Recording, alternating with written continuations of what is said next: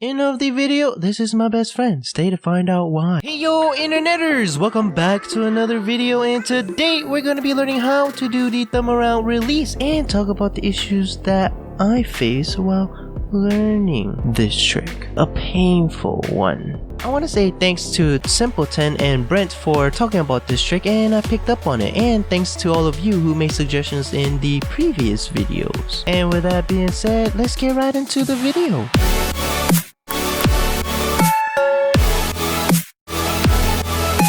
So the prerequisite to learning the Thumbaround release is you guessed it, the Thumbaround. And if you know how to do the Thumbaround, I also suggest that you take a look at the Thumbaround extend video that I made. To do the trick, you would do a basic Thumbaround, and as the pin spins around your thumb and gets on top of your index finger, you just push up your hand and that will have the pin flying, and then you just have to catch it afterwards.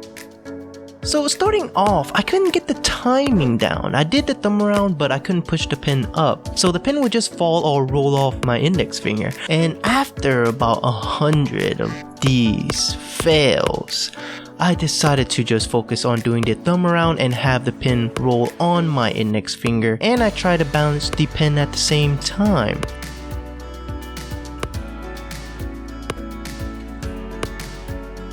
After practicing that, I am able to get the timing down, and I started tossing the pin in the air, but I didn't try to catch the pin yet. I wanted to practice and get the consistency of pushing the pin up before I actually attempt the catch.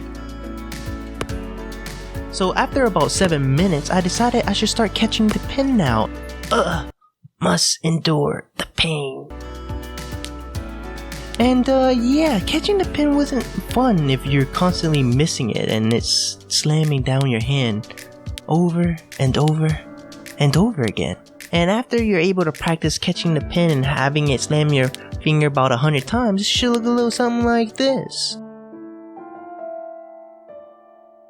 After 58 minutes and 12 seconds and dropping the pin 876 times plus 136, I'm able to do the trick now.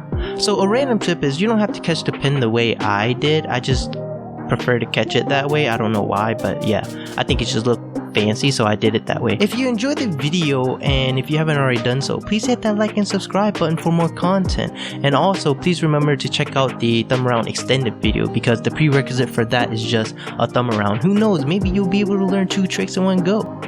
So in the beginning of the video, I mentioned that the band-aid will become my best friend, and the real reason why is because after the pin falling on my fingers or my hand hundreds and hundreds of times, the pin actually did damage and broke my skin. It legit broke my skin, and yeah, I didn't really need a band-aid, it was just a joke out of it.